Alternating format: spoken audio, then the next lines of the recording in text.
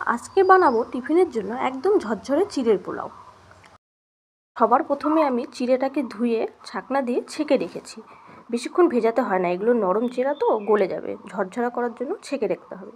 এবার কড়াইতে তেল দিয়ে ওর মধ্যে কালো জিরা আর সর্ষা ফোড়ন দিয়ে ওর মধ্যে একটু কারি পাতা দিয়ে দেবো। কারি পাতাটা দিলে একটা খুব সুন্দর গন্ধ বেরোয় আর টেস্টিও হয়। আগে থেকে এগুলো আমি কেটে রেখেছিলাম, আলু, পটল আর বরবটি। তো এগুলো ভাজা দিয়ে আমি পরিমাণ মতো হলুদ দিয়ে দেবো আর স্বাদ মতো নুন দিয়ে দেবো।